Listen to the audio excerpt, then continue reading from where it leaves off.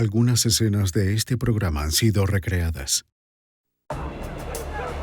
A 1 hora de la ciudad de Nueva York, una banda de letales sicarios apareció en una pacífica comunidad suburbana. Atacaron rápida y salvajemente. Los agentes se enteraron de que el líder de la pandilla había estado viviendo clandestinamente por más de 2 décadas. El grupo especial antiterrorista del FBI de Nueva York tenía la esperanza de encontrar al fugitivo más buscado antes de que él asesinara de nuevo.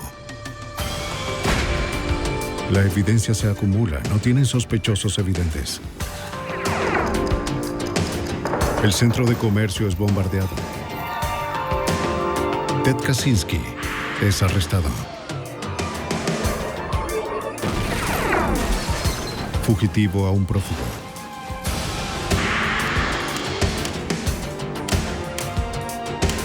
Los archivos del FBI. Una serie de atracos a vehículos blindados y disparos impactaron a las fuerzas policiales. La brutal violencia de los delitos sugirió un motivo más allá de la ambición. Cuando los ladrones comenzaron a atacar a la policía, el FBI tomó el control. Soy Jim Castro, exdirector del FBI en Nueva York. Los agentes pasarían miles de horas para detener una banda armada que aterrorizó a Nueva York. Bajo fuego. Condado de Rockland, Nueva York, 1981. El creciente suburbio a 32 kilómetros al norte de la ciudad de Nueva York se había convertido en un refugio de antiguos habitantes. Muchos abandonaron la urbe en busca de vecindarios más seguros y económicos para sus familias. Preferían espacios más abiertos y de menos criminalidad. El pueblo de Nanuet era un pueblo común y atraía a muchos a su nuevo centro comercial. A las 3:10 de la tarde del 20 de octubre de 1981, un camión blindado de la compañía Brinks hizo un recorrido regular programado por un minorista. Un guardia permanecía en el camión mientras otro vigilaba las puertas. Un tercero regresó con dinero en efectivo y facturas.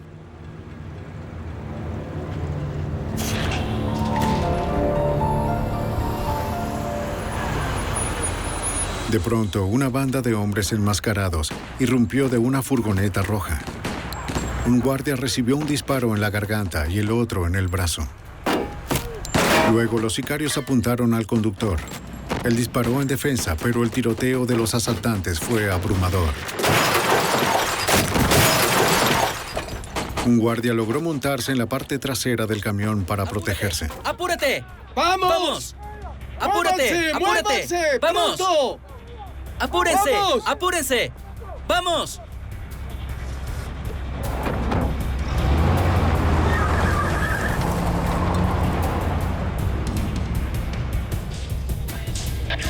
Tyler, vámonos. El jefe de la policía, Allen Calsey, del departamento de South Nyack, Grandview, estaba a 8 kilómetros cuando recibió la llamada. Los oficiales de otras ciudades cercanas también fueron llamados, ya que Nanuet era muy pequeña para mantener su propia fuerza policial.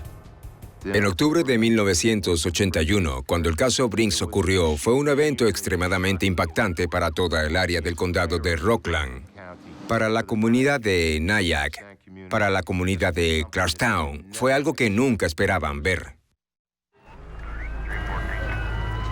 La policía y los paramédicos de Clarkstown llegaron primero. Se llevaron a uno de los guardias con un soporte vital esperando a que sobreviviera el camino al hospital. El guardia del Brinks, Peter Page, nunca llegaría. Un disparo había seccionado las arterias principales en su hombro derecho y su cuello. Murió antes de que la ayuda llegara. El conductor ileso dijo que los sicarios llevaban máscaras. Creía que eran hombres negros. Y huyeron en una furgoneta roja. Gracias al registro de un depósito, la policía supo que faltaban 1.6 millones de dólares. De esos, 1.3 millones estaban en el camión. El comandante Calsey recibía las actualizaciones mientras se dirigía a la escena del crimen. La primera información que llegó de la escena de Nanuet era que los sospechosos habían escapado en una furgoneta roja. Iban en dirección por la Ruta 59. Esto los llevaría a una ruta adyacente a la carretera del estado de Nueva York por el puente Tappan Zee. Unos instantes más tarde, una residente local cerca del centro comercial informó haber visto a unos hombres enmascarados en un estacionamiento pasando sacos y armas a un pequeño camión de mudanzas. La testigo dijo que los vehículos se fueron en dirección este. El detective Arthur Keenan y 2 oficiales más estaban en la Ruta 59, cerca de la entrada de la carretera cuando recibieron la actualización. Entramos a la Ruta 59, cerca de la carretera del estado de Nueva York, para ver si veíamos al vehículo. Fuimos a esa área imaginando que esa sería la vía de escape. Cuando los oficiales llegaron a la intersección de la calle Mountain View y la Interestatal 87, notaron que un camión de mudanzas esperaba para cruzar a la izquierda hacia la carretera. Keenan ordenó que una patrulla bloqueara el acceso. Luego el detective recibió una llamada de un segundo camión de mudanzas. En ese momento había una radiotransmisión de la policía de Orange Town donde decían que tenían un camión en dirección sur por la ruta 304 cerca de la frontera con Nueva Jersey, el cual estaba casi en la misma distancia del centro comercial Nanuet donde estábamos. Con la duda de si ese camión era el de los sospechosos, el sargento Edward O'Grady y el detective Keenan bloquearon el camión. Los oficiales Brian Lennon y Waverly Shea Brown se acercaron a los conductores. Los sospechosos fueron descritos como hombres negros. En la intersección observamos que el conductor y la pasajera eran personas blancas. Sí. La mujer se quejó por la escopeta. Sí, vaya y ponga esa... El oficial O'Grady le ordenó a Lennon que llevara el arma a la patrulla. Creyeron que habían detenido al camión equivocado. Boulevard hacia el oeste. Mientras Lennon aseguraba el arma, el detective inspeccionó la caja del camión de mudanzas. Aunque no parecía estar cerrada, la puerta no abría. Le dijo a la pareja que quería ver qué había adentro. No entendía por qué no abriría y quería saber qué había en la caja del camión. Y luego, instantáneamente, apenas dije eso, oímos un ruido que venía de la caja y me di vuelta. Todos los sospechosos salieron de la caja disparando. Los cartuchos de 6 disparos de los oficiales rebotaron en los chalecos antibalas que llevaban todos los de la banda. El oficial Lennon corrió a su patrulla en busca de su escopeta. Al oficial Brown le dispararon en el cuello y en el hombro y cayó al suelo. Aun si los oficiales hubiesen llevado chalecos, no habría funcionado. En ese momento nos encontrábamos en desventaja y además las municiones utilizadas en la M16 podían atravesar los chalecos. A medida que los enmascarados se acercaban, uno de ellos le disparó al oficial Brown a quemarropa. Al detective Keenan lo hirieron en la pierna y corrió para cubrirse. Seguían disparándome aun cuando me había cubierto. Los disparos pasaban por entre mis piernas y el árbol que estaba detrás de mí recibía disparos de frente. El oficial Lennon había desbloqueado su escopeta, pero eran muchos los disparos. Los atacantes embistieron la patrulla tratando de moverla para poder escapar. No funcionó. Luego 2 autos llegaron a la escena. Los sospechosos sacaron los sacos de dinero y los metieron dentro de los autos. Uno de los sospechosos no pudo llegar al auto de escape. Un motorizado que iba pasando tomó a la mujer, quien era la pasajera del camión, y evitó su escape. Él vio el Oldsmobile blanco y el Honda marrón huir rápidamente. Los oficiales Keenan y Lennon corrieron a ayudar a sus colegas heridos. Mientras los sospechosos huían, fui hasta donde estaban Waverly Brown y Eddie O'Grady para ver si podía hacer algo por ellos. Ambos necesitaban más que cualquier cuidado médico básico que yo pudiera ofrecerles. Aún en camino, el foco principal del comandante Alan Kelsey era encontrar los vehículos fugados, pero los informes no eran claros y costaba descifrarlos. Fue muy difícil en ese momento en particular tener una comunicación abierta y clara con alguien allá afuera, porque eran demasiadas las comunicaciones que estaban acumulándose. A medida que el comandante se acercaba, se dio cuenta de que la escena del crimen no necesitaba más personal o vehículos. Se dispuso a encontrar a los responsables. No quería interferir con la respuesta de emergencia en esa área. El camino estaba completamente bloqueado, así que, sabiendo que esta vía de escape los llevaría a una dirección específica, di vuelta en U en la calle Mountain View con la 59 e hice el recorrido de nuevo. Él se imaginó que los sospechosos irían hacia la ciudad de Nueva York, donde había más potencial para más víctimas mortales. Creía que ese camino los llevaría a la avenida Mountain View a una intersección en T. Imaginé que había un 50% de probabilidades de que fuesen hacia el este o el oeste, y yo podría cubrir alguna de las dos vías de escape, y fui inmediatamente hacia esa área tan rápido como pude. De hecho, yendo hacia esa intersección, observé dos vehículos sospechosos a alta velocidad, en dirección este por la calle Christian Gerald. El comandante siguió los autos, los llamó desde donde estaba y pidió refuerzos. Era claro para mí, basado en lo que había sucedido hasta ese momento, que eran individuos extremadamente peligrosos, a quienes no les importaba la vida humana, y no dudaron en tomar las acciones violentas más extremas contra cualquiera que estuviera en su camino. Hasta que las unidades llegaran, quedaría de su parte detener a los dos vehículos que llevaban 6 asesinos fuertemente armados. Después de seguirlos unos minutos, notó que 2 pasajeros del Honda habían desaparecido, quizás para recargar las armas. Cuando llegamos a la esquina de la 6 con Broadway, el Oldsmobile cruzó a la derecha hacia Broadway, hacia el sur por el medio de la ciudad, y el Honda marrón intentó hacer lo mismo, pero había deslizamientos en la vía. El comandante estacionó su auto entre los fugitivos. ¡Necesito refuerzos!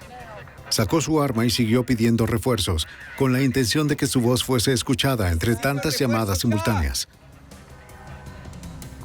Seguí ordenándoles a los sospechosos que salieran del vehículo. Hubo un periodo de varios segundos en los que nada pasó.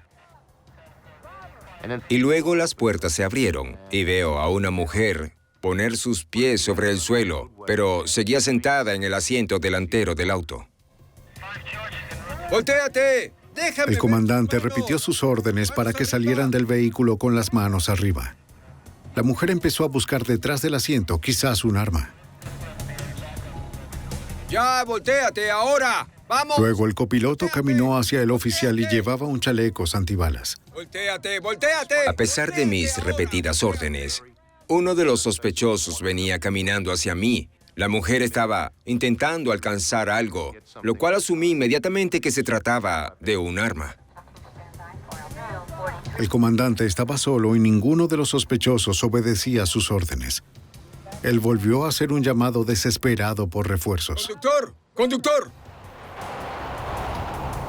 El 20 de octubre de 1981, el jefe de la policía de Nyack, Nueva York, detuvo uno de los autos fugitivos lleno de sospechosos de un robo a un vehículo blindado que había dejado un saldo de 3 muertos y 2 heridos. ¡Hazlo ya! Mientras pedía refuerzos, uno de los sospechosos buscaba algo detrás de su asiento y el otro se acercaba al comandante utilizando un chaleco antibalas. Necesito refuerzos. Estaba solo y ninguno de los sospechosos obedecía sus órdenes. Cuando hacía un último llamado, los refuerzos llegaron. Tenemos. Tengo a 2, tengo a 1 en el asiento trasero. Al piso, mirando al piso, brazos abiertos. ¡Oiga! Tírate al piso, baja la cabeza. Aseguraron la escena y sacaron a un tercer sospechoso del asiento trasero. Vamos.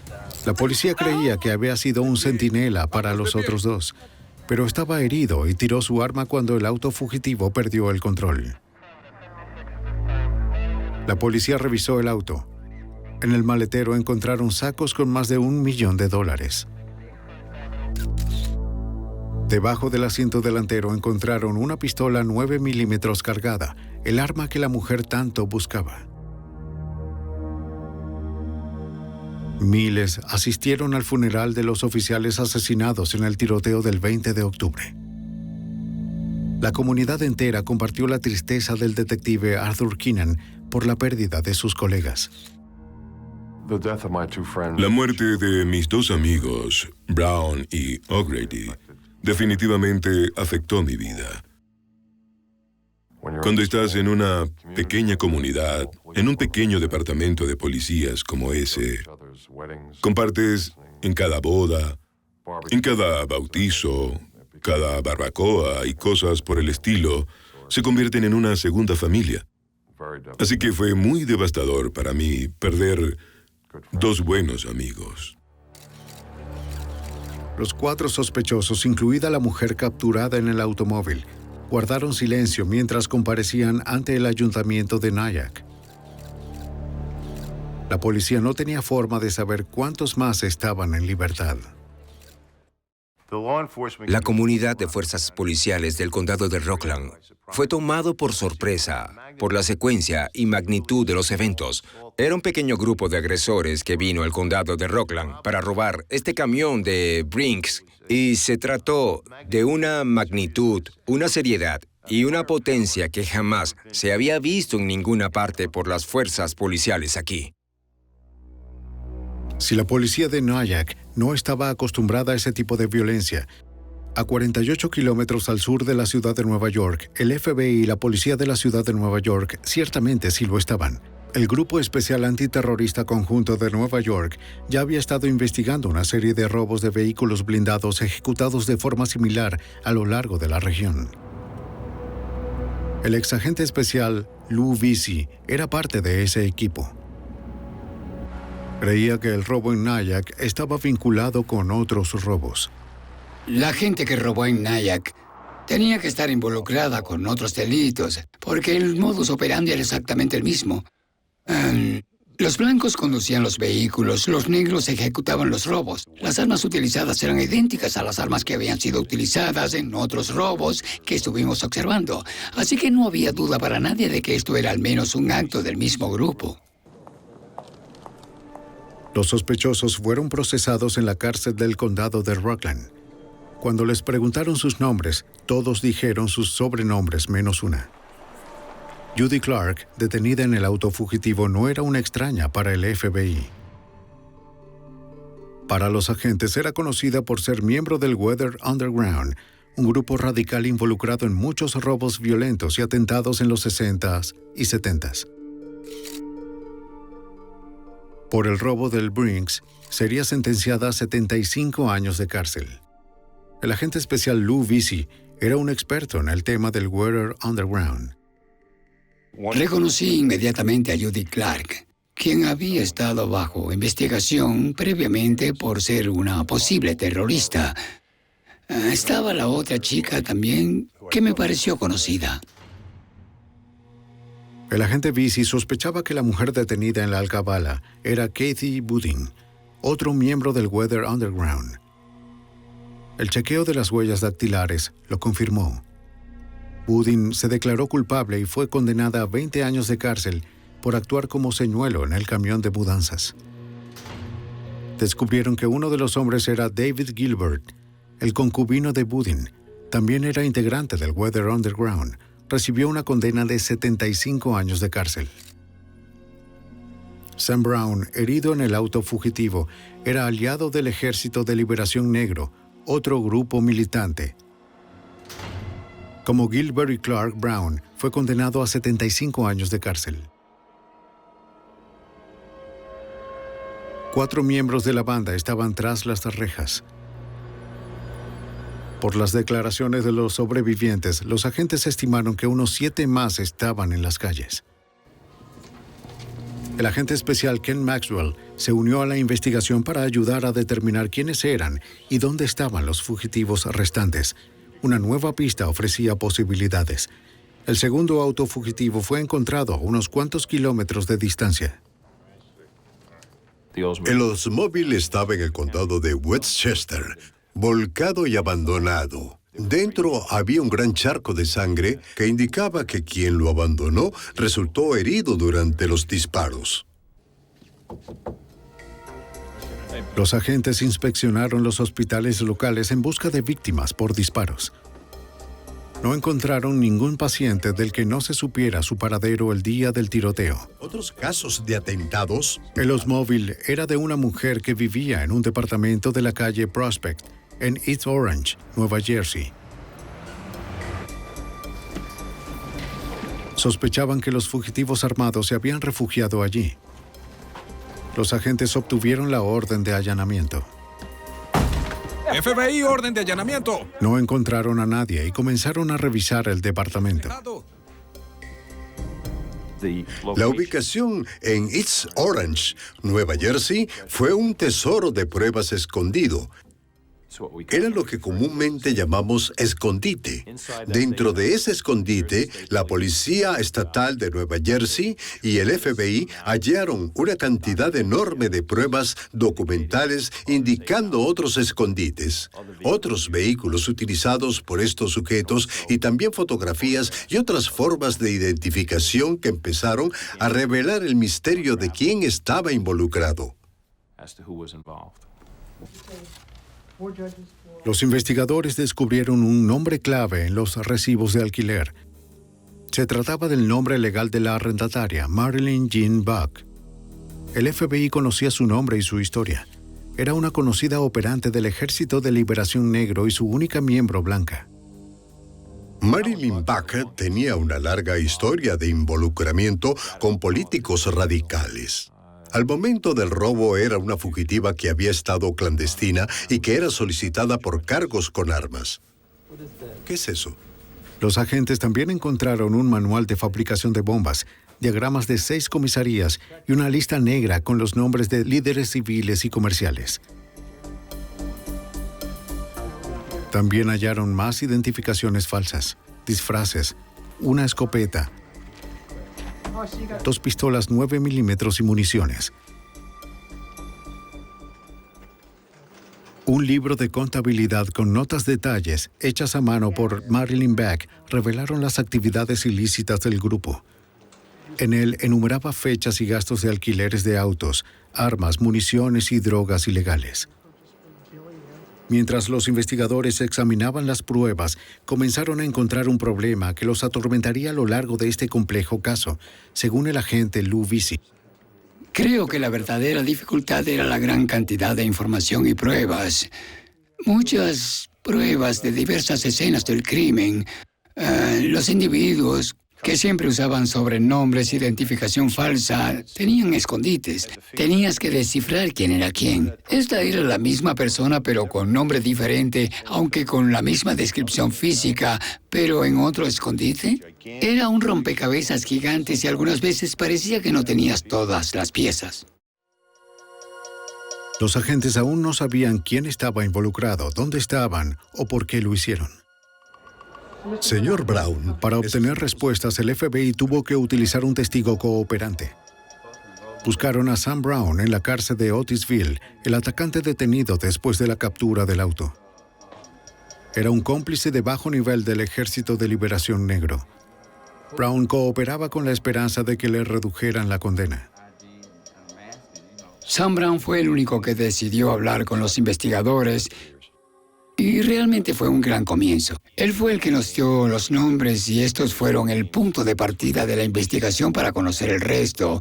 Así que era importante.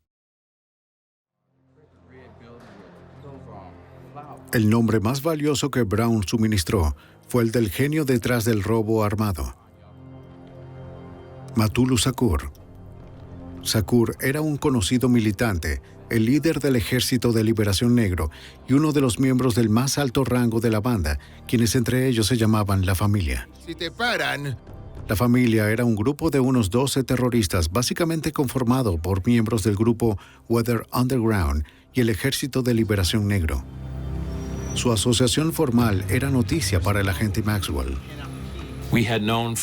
Sabíamos de investigaciones anteriores que estos grupos se habían comunicado, que tenían algunos objetivos y metas en común. Pero nunca antes esa comunicación o asociación había evolucionado a este tipo de actividad delictiva. Muy bien, escucha, Sam. Brown les dijo que la familia se reunió varias veces para planificar el robo de Nyack. Muy bien. Matulu Shakur asignaba funciones para cada miembro del grupo. ¿Sabes qué hacer con eso? Sí, señor. Edward Joseph y Donald Wims fueron asignados como atacantes en el asalto al vehículo blindado. El FBI sabía que Wims era miembro de las Panteras Negras y del Ejército de Liberación Negro. Escapó de la cárcel en 1978. Los investigadores sabían poco sobre Joseph. Otro hombre llamado Chuy Ferguson se encargaría del fusil M16. ¿Estás listo? ¿Estás listo? Samuel Lee Smith llevaría una escopeta. No quiero que nadie dispare hasta que Chuy lo indique, ¿está claro? Brown no sabía el nombre de los otros, pero le dio a los agentes las descripciones físicas. Los agentes publicaron anuncios de los 5 nombres, incluidos el de Samuel Lee Smith.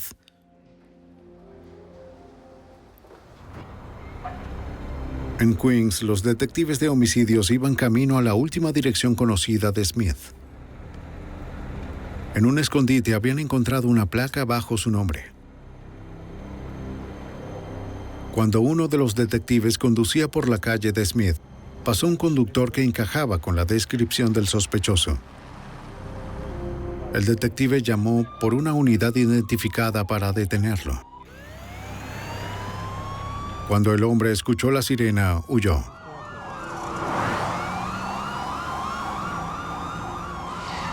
La policía lo siguió hasta un callejón.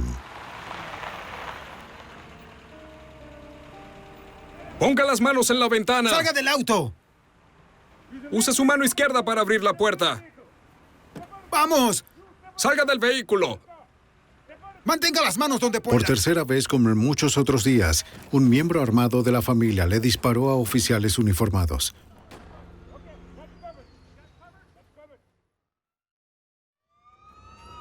Samuel Lee Smith, el fugitivo buscado por su participación en la muerte de 2 policías y un guardia del vehículo blindado, comenzó a dispararle a los policías de la ciudad de Nueva York.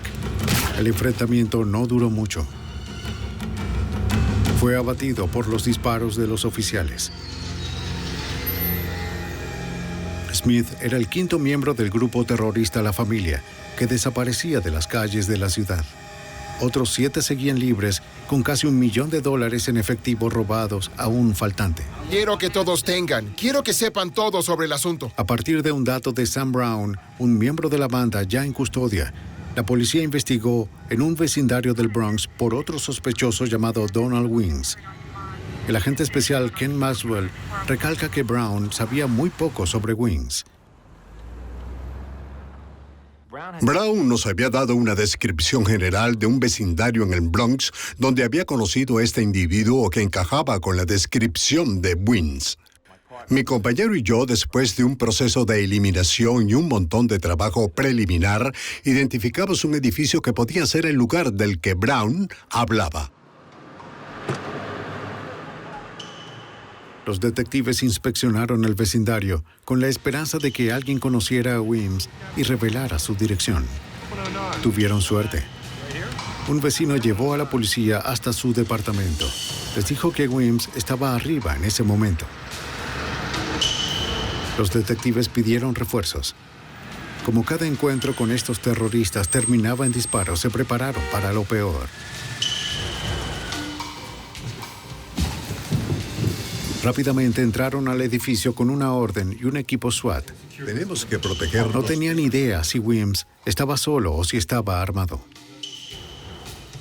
Hubo mucha ansiedad en la espera, pero finalmente apareció y se rindió en el pasillo.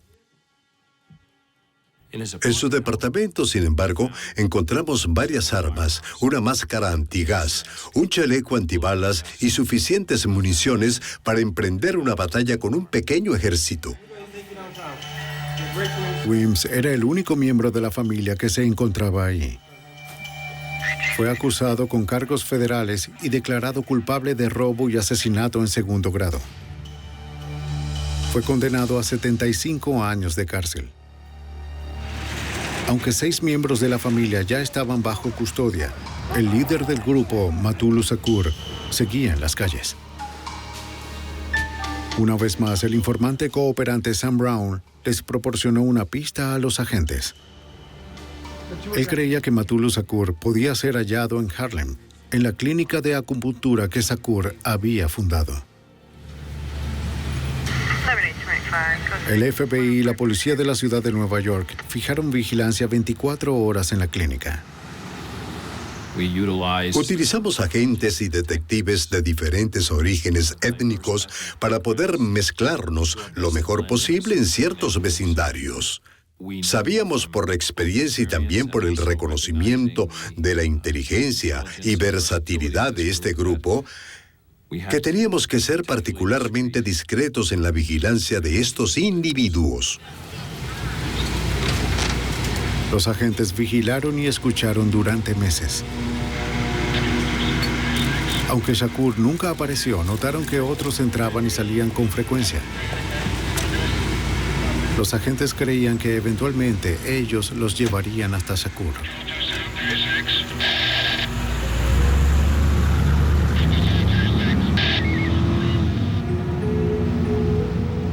Una noche, los agentes siguieron a un hombre desde la clínica hasta su casa en la 85 Barrow Street, en Greenwich Village. Se enteraron de que la casa estaba alquilada por Edward Joseph, uno de los sospechosos nombrado por Sam Brown en el robo y el tiroteo de Nyack. Sospechaban que Shakur se escondía allí. Y así era. Sus meses de perseverancia valieron la pena. Un juez federal autorizó el uso de vigilancia electrónica. Esto permitió que los agentes pudieran interceptar llamadas y causar fallas. Shakur y Joseph debieron haber sospechado de la presencia del FBI porque prendían el televisor cuando hablaban. A pesar de esto, los agentes pudieron obtener fragmentos y conversaciones incriminatorias, incluso discusiones para matar al informante Sam Brown. Después de semanas, los agentes recogieron suficientes pruebas para obtener una orden y allanar la guarida en Greenwich Village, la noche del 25 de marzo de 1982, 6 meses después de los asesinatos y robos en Nyack. Los agentes se prepararon para el ataque. Atacarían temprano en la mañana siguiente, con la esperanza de atrapar a los fugitivos dormidos de forma inesperada. Cuando los agentes vigilaban y esperaban, vieron a Shakur entrar a la casa.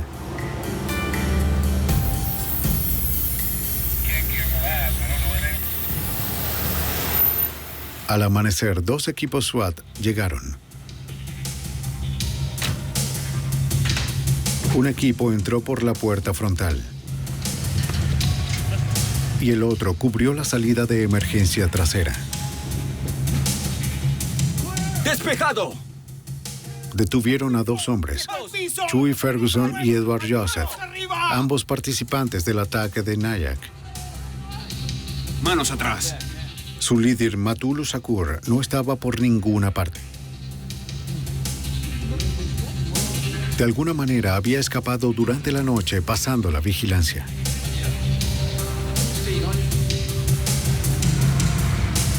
Ferguson y Joseph fueron condenados por cómplices para refugiar a un fugitivo, aunque fueron absueltos de cargos de asesinato derivados del tiroteo de Nyack.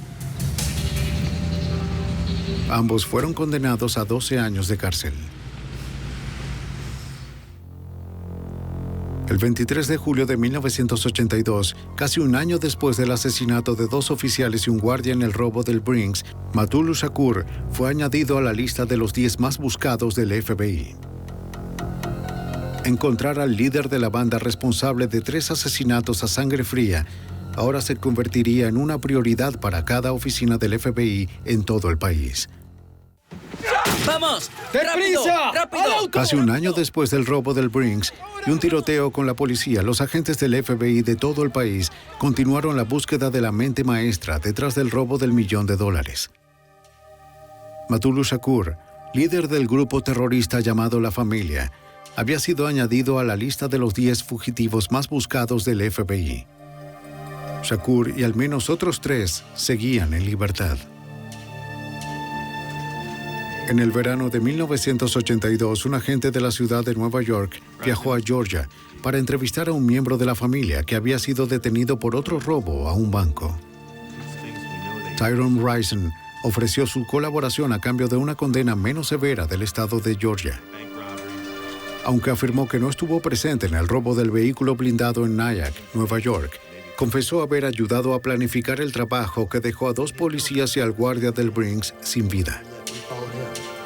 Rison suministró información crucial sobre otros miembros de la familia.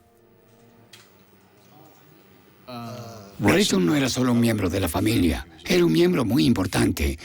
Había estado involucrado en todos los robos. Él sabía quiénes eran de la familia. Él sabía los nombres y también sabía cómo funcionaba la familia. Así que podía describir el modus operandi, los robos que hicieron, las armas que usaron, quién hizo qué.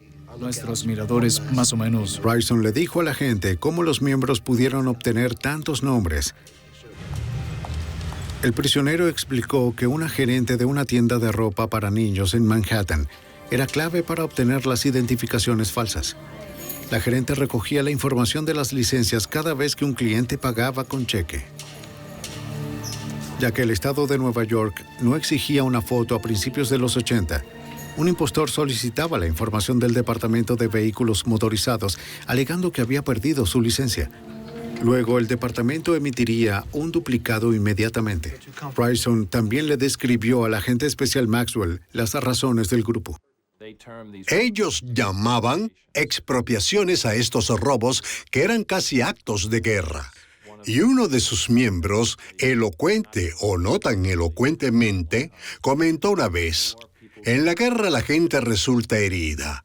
Así que si puedes entender esta filosofía, puedes entender la mentalidad detrás de las razones de esta banda.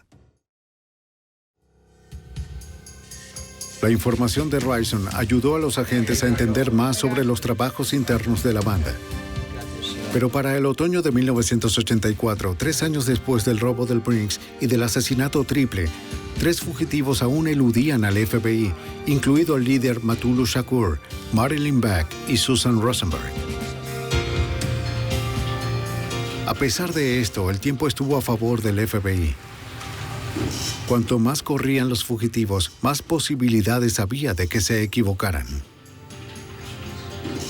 El 29 de noviembre de 1984, la policía local recibió una llamada de un gerente en un depósito de Cherry Hill, Nueva Jersey. Él reportó a un cliente en las instalaciones que había pagado su cuenta con una tarjeta de crédito reportada como robada. Los oficiales llegaron y abordaron a la mujer que ya se iba. En la parte trasera de la furgoneta observaron contenedores que parecían llevar explosivos. La policía le pidió su identificación.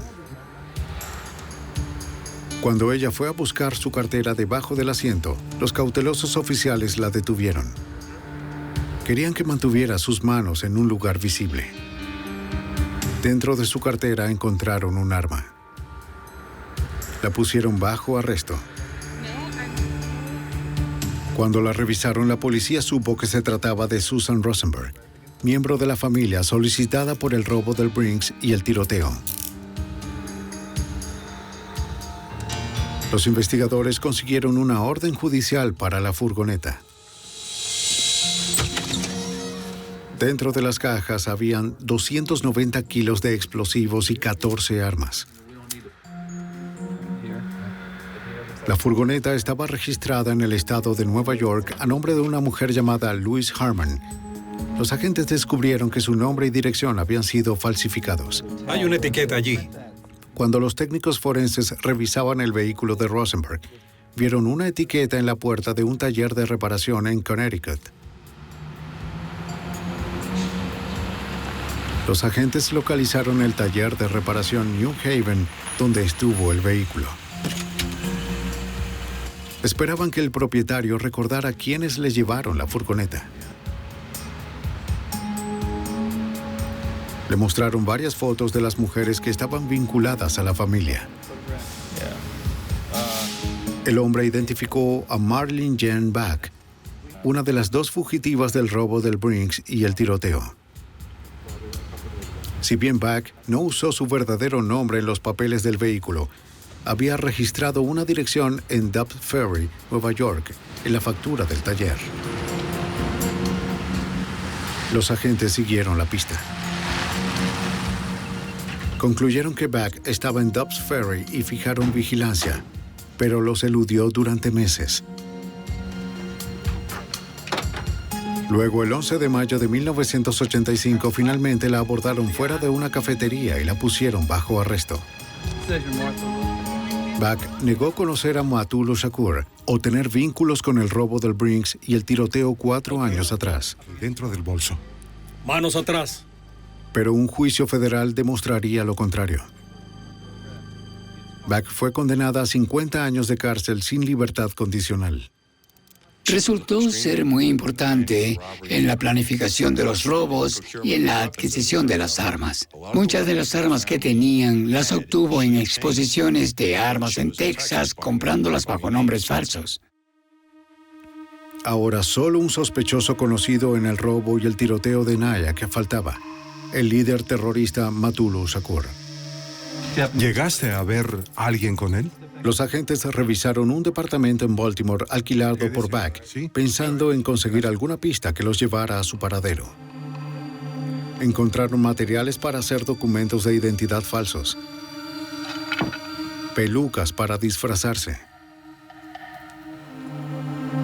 planes para bombardear oficinas federales y $10,000 en efectivo. Los investigadores también encontraron armas y municiones escondidas en varios lugares en todo el departamento. Aquí hay otro revólver. Luego, garabateado en una hoja, los agentes consiguieron lo que estaban esperando encontrar: una prueba del paradero de Matulu Shakur. Tenía un número telefónico en Los Ángeles. El agente especial David Mitchell encabezó la búsqueda de Shakur.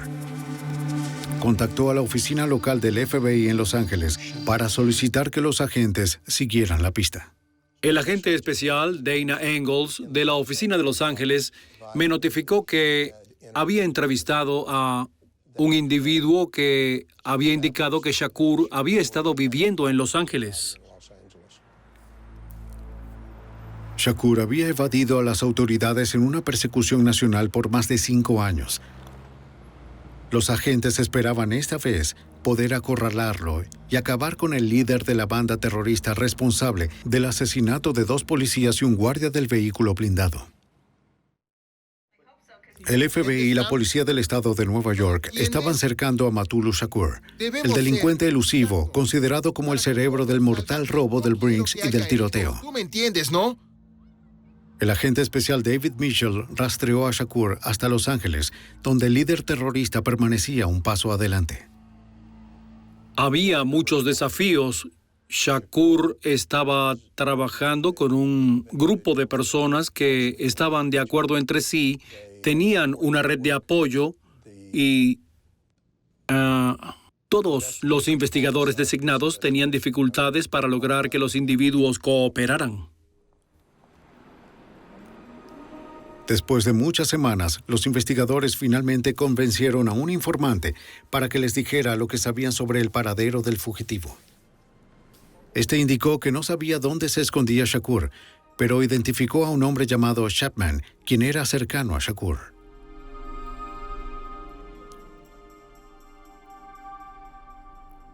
Durante unas 6 semanas, los agentes vigilaron por vía terrestre y aérea a Chapman y a otros cómplices de Shakur, pero este seguía eludiendo a las autoridades. Shakur llevaba una vida de muy bajo perfil en Los Ángeles, al menos según lo que pudimos determinar.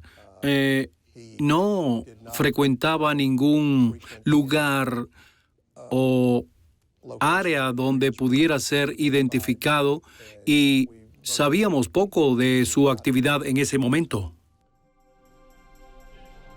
Mientras la vigilancia continuaba, Mitchell y los otros investigadores trataban de identificar un patrón de los movimientos de los cómplices de Shakur para esconderlo en la ciudad.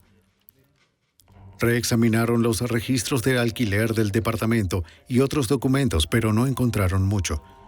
Luego, el 11 de febrero de 1986, el informante confidencial llamó. Oye, gracias por el dato. Les dijo que Chapman se reuniría con Shakur esa noche, después del juego de baloncesto de los Lakers.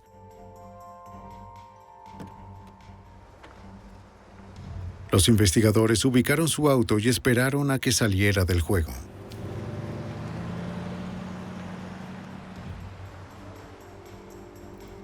Chapman intentó hacer una limpieza en seco, una táctica de contravigilancia diseñada para perder el rastro. Recorrió muchas calles, cruzando y cambiando de dirección. La policía lo siguió sin saber si Chapman los había visto.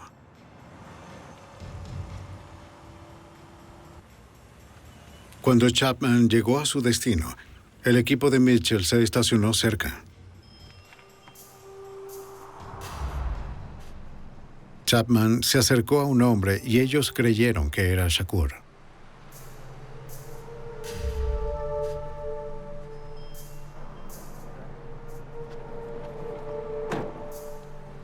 Dos oficiales se acercaron a donde los hombres hablaban, cuidadosos de no llamar la atención.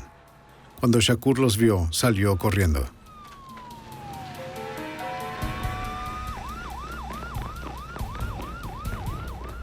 Lo capturaron en un callejón. La detención de este violento revolucionario cerró 5 años de persecución nacional. ¡Cabeza! ¡Ambas! Cuando lo detuvimos, para los oficiales y agentes involucrados, ya era tarde y Shakur se veía cansado. Fue trasladado a la oficina del FBI de Los Ángeles, donde el agente Engels y yo intentamos entrevistarlo. Shakur se negó a darnos cualquier declaración durante esta entrevista y luego fue trasladado a la ciudad de Nueva York para enfrentar cargos. En la primavera de 1986, Shakur fue imputado con cargos federales por el robo del Brinks y el tiroteo. Fue condenado a 60 años de cárcel sin libertad condicional.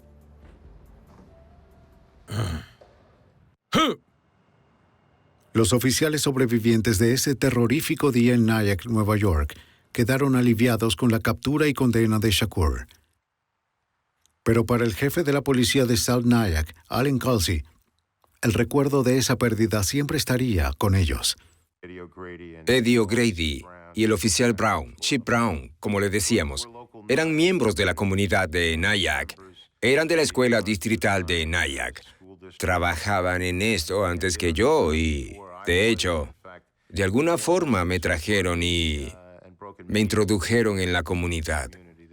Eran de la comunidad y a muchos de nosotros que eran policías aquí, eran excelentes personas, excelentes policías y los extrañamos mucho. Seguro estoy de eso.